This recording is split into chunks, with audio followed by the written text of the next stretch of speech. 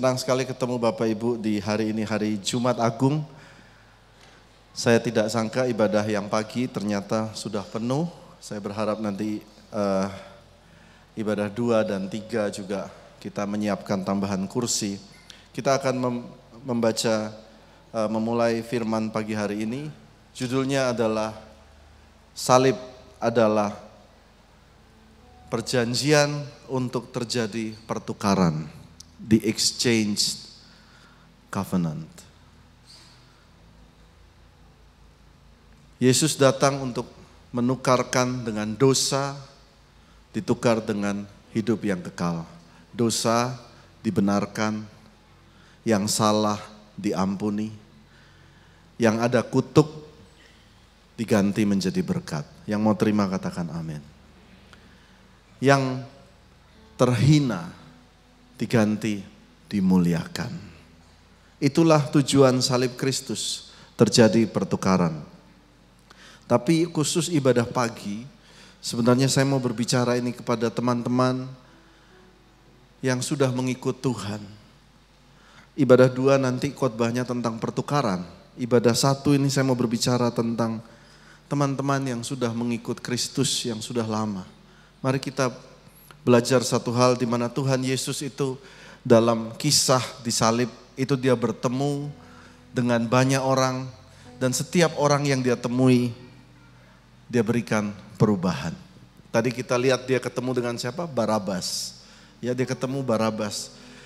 Waktu dia bertemu dengan Barabas, dia menukarnya dengan kebebasan. Kita berikan tepuk tangan buat Tuhan Yesus. Waktu dia bertemu dengan penjahat di kayu salib, penjahat di kayu salib berkata, Yesus, ingatlah akan aku. Dan dia memberikan keselamatan. Kita berikan tepuk tangan buat Tuhan Yesus. Dia bertemu dengan ibunya Maria, dia berkata, Yohanes, nanti ini jadi ibumu, Maria, ini nanti kamu gak akan kehilangan anak. Jadi dia menghibur juga.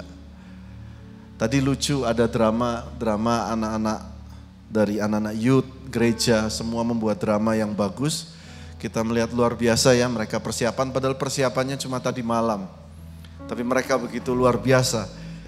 Baik, kita bertemu belajar Barabas, Yohanes, Maria, penjahat di sisi Tuhan Yesus. Tapi ada satu pribadi yang saya mau bahas dalam waktu 10 menit ke depan. Namanya Simon dari Kirene. Ini jarang dibahas di Jumat Agung, tapi saya percaya yang datang pagi ini semua pengikut Tuhan yang setia. Amin. Mari kita lihat ayat yang pertama, mari kita baca 1, 2, 3. Lalu Pilatus mengambil Yesus dan menyuruh orang menyesah dia. Nah, perhatikan saudara di sini, perhatikan. Saya hanya 10 menit, saya minta saudara perhatikan baik-baik. Yesus ini jam 12 malam ditangkap di Getsemani. Lalu dia menghadapi 6 kali sidang. Siapa yang di sini pernah ikut sidang di pengadilan negeri? Saya pernah bantu waktu itu ya, almarhum mertua di Jawa Timur. Kita datang sidang beberapa kali, ada masalah. Sidang itu jadwalnya panjang-panjang saudara. Gak selesai-selesai. Tapi malam itu Yesus 6 kali disidang. 3 kali menurut orang Yahudi, 3 kali menurut orang Roma. Jadi dari jam 12 sampai jam 6 pagi dia dibawa ke namanya Hanas, mertua daripada Kayafas, lalu Kayafas, lalu orang-orang Sanhedrin. 3 kali disidang oleh orang Yahudi. Capek enggak saudara? Capek. Ditendang, dipukul, diludahi, dikatakan Yesaya berkata janggutnya juga dicabut. Setelah itu dia dibawa ke Pilatus, perwakilan Roma. Dibawa ke Pilatus, Pilatus bilang saya tidak menemukan kesalahan apapun. Mereka bawalah ke Raja Herodes. Sampai ke Herodes, Herodes itu perwakilan Roma, dia balikin lagi ke Pilatus. Jadi berapa? 3-3. Jadi dalam jam 12 malam sampai jam 6 pagi, 6 kali sidang. Siapa di sini yang pernah disidang sama dunia? Hari ini saya mau berkata, Yesus juga melewati. Amin. Dia melewatinya. Lalu setelah itu jam 6, lalu Pilatus, akhirnya mereka semua minta Yesus disalibkan. Lalu Pilatus mengambil Yesus dan menyuruh orang menyesah dia. Kata menyesah ini yakni suatu jurnal dari Amerika menuliskan mereka memakai sebuah cambuk. Cambuk ujungnya itu ada batu, ada juga paku, ada besi. Waktu dicambuk itu di belakang, disesah itu, masuk ke kulit lalu ditarik keluar. Sehingga daging dan ototnya tercabik. Cara sesahnya bagaimana? Cara sesahnya dia harus diikat di sebuah tiang, belakangnya harus penuh, terbuka, telanjang semua. Paulus menuliskan orang disesah 40 kurang 1. Pernah baca ya? Pernah dengar mungkin kita. 40 kurang 1 artinya 39. Karena dikatakan kemungkinan orang yang disesah di atas 40 kali itu mati. Itu peraturan Yahudi. Saya ulangin lagi. Itu peraturan Yahudi. Tetapi Roma waktu menyesah orang tidak ada batasannya, saudara. Jadi dibilang 40 enggak, Yesus lebih daripada itu. Siapa yang pernah disesah dunia? Yesus juga sudah melewatinya. 2 orang prajurit menyesah, kanan kiri, dari belakang ini hancur semua sampai pipinya juga kena habis. Sehingga jam 6 dia disesah. Lalu setelah itu dia dibawa menuju ke Bukit Golgota. Perhatikan ini baik-baik. Karena sesahnya begitu luar biasa, darah tercurah begitu luar biasa, Yesus sudah tidak kuat. Mari kita baca selanjutnya. Matius 27 ayat 32, 1, 2, 3. Ketika mereka berjalan keluar kota, mereka berjumpa dengan seorang dari Kirene yang bernama Simon. Orang itu mereka paksa untuk memikul salib Yesus. Kenapa Yesus dibantu sama Simon dari Kirene? Karena orang Roma berpikir, kalau kita ini orang tidak dibantu sampai ke Golgota, dia mati di tengah jalan kehabisan darah. Dikatakan menurut tradisi orang-orang Katolik, mereka kalau kita ke Israel, kita melihat ada 3 perhentian Yesus. Karena dia jatuh berkali-kali, tidak kuat karena sesah itu tadi. Begitu berat sesah yang dialami sehingga harus dipaksa. Saya garis bawah, dipaksa seorang bernama Simon dari Kirene. Bahkan Lukas juga mencatat, mari kita baca Lukas 23 ayat 26. Ketika mereka membawa Yesus, mereka ditahan loh orang ini.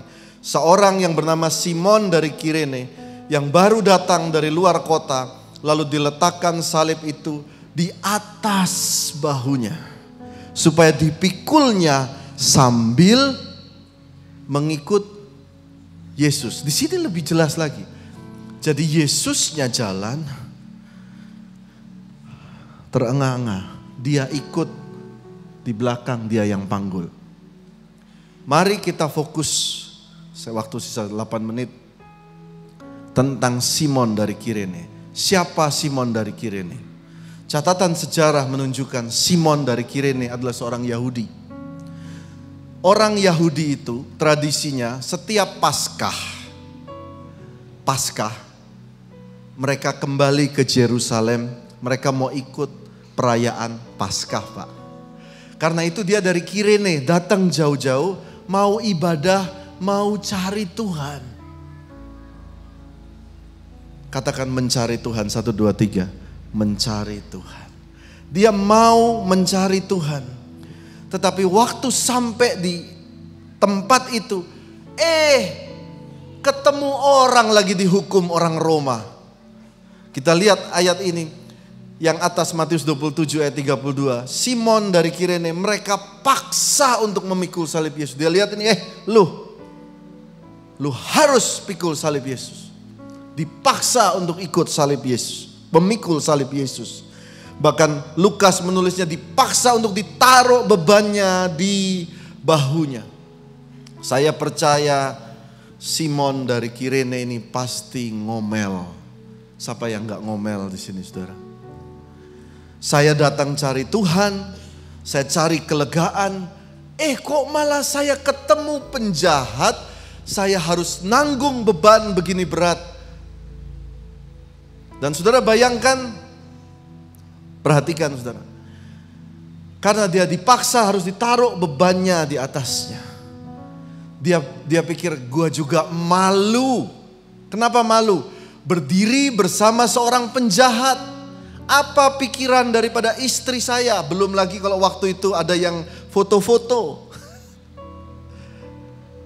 Apalagi ada yang foto. Wah, itu Simon dari Kirene itu. Wah, ternyata dia berdiri. Mungkin dia karmanya jelek. Punya karma dia di dosa yang sebelumnya. Makanya berdiri sama para penjahat. Simon dari Kirene. Malu. Nah, perhatikan saudara, yang pertama saya catat di sini adalah salib itu berat. Mari katakan bersama saya 1, 2, 3. Salib itu berat. Berat ini. Tadi yang jadi Yesus pagi-pagi disuruh minum susu ultra milk dulu. Supaya gak masuk angin. Berat saudara. Siapa di sini yang pikul salib ikut Yesus? Berat Pak. Gak usah angkat tangan. Saya duluan yang angkat tangan. It's heavy. Mempertahankan iman, it's heavy. Mengampuni, berat. Mengalah, berat. Menabur, berat. Ikut Tuhan Yesus, berat. Siapa bilang ikut Tuhan Yesus semuanya enak? Ada juga kan saudara mengalami berat? Gak mau ngaku. Berat. Simon berat. Lalu perhatikan. Lukas 23 ayat 26. Salib itu ditaruh di atas bahunya supaya dipikulnya sambil mengikut Yesus.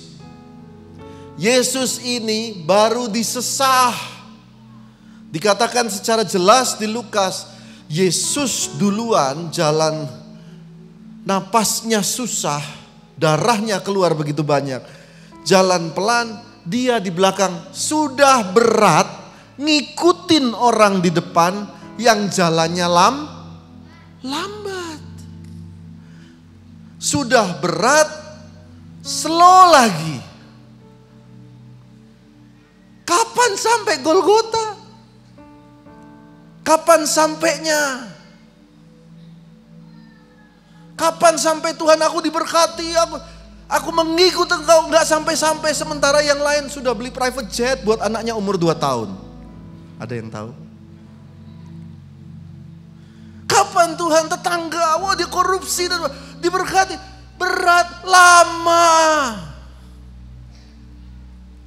Ada yang relate di sini. Waktu saya baca ayat ini, saya meneteskan air mata. Benar Simon dari Kirene, berat dan lambat. Following Jesus,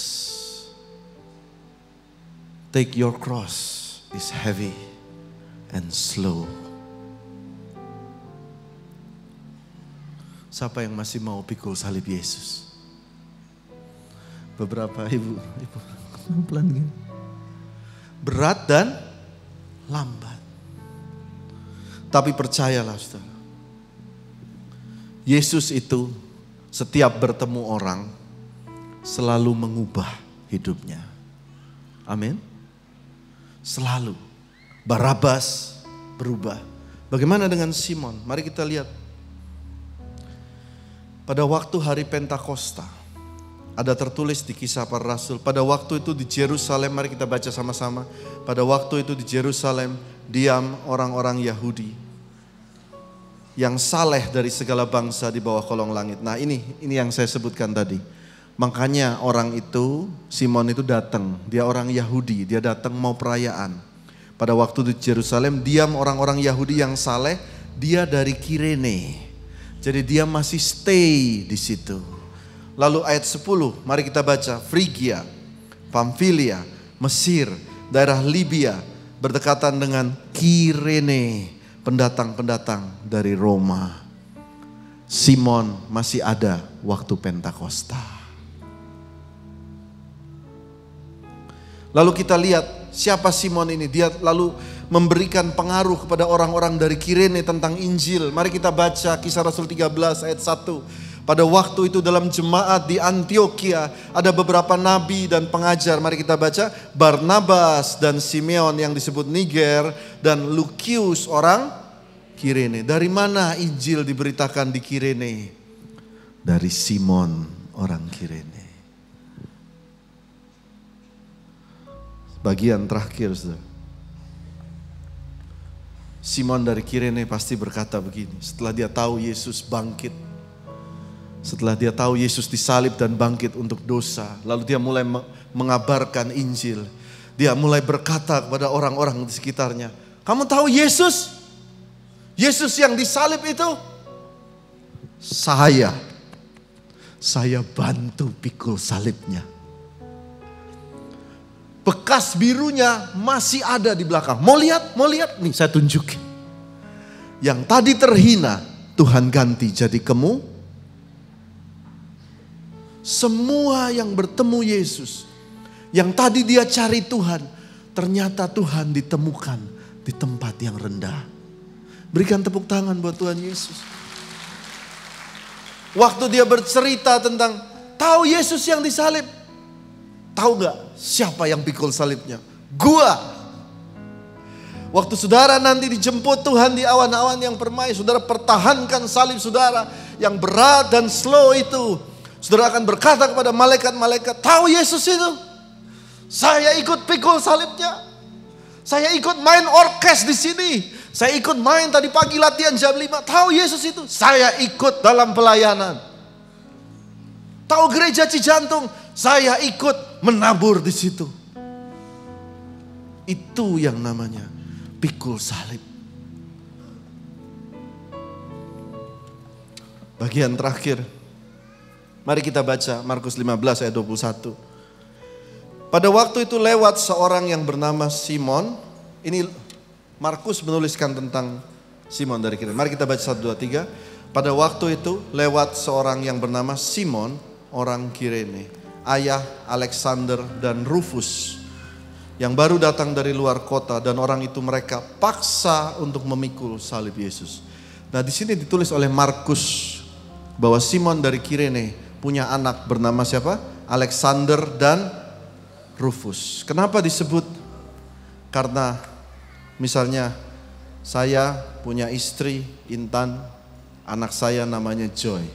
Orang mulai menyebut sebuah silsilah, Alexander dan Rufus. Dan saudara lihat di kitab Roma. Mari kita baca pelan-pelan, saudara baca kitab Roma. Beberapa puluh tahun kemudian ya, baca. Salam kepada Rufus. Berarti Rufus ini anaknya siapa?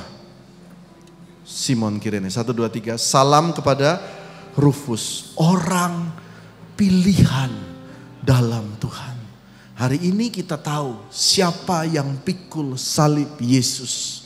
Anaknya juga dipilih Tuhan. Berikan tepuk tangan buat Tuhan Yesus. Siapa yang pilih pikul salib Yesus, itu menggema dalam generasi saudara. Salam kepada Rufus, orang pilihan dalam Tuhan. Anaknya orang pilihan dalam Tuhan. Dan salam, baca. Dan salam kepada ibunya. Siapa ibunya? Istrinya Simon dari Kirene. Satu keluarga kenal Tuhan Yesus.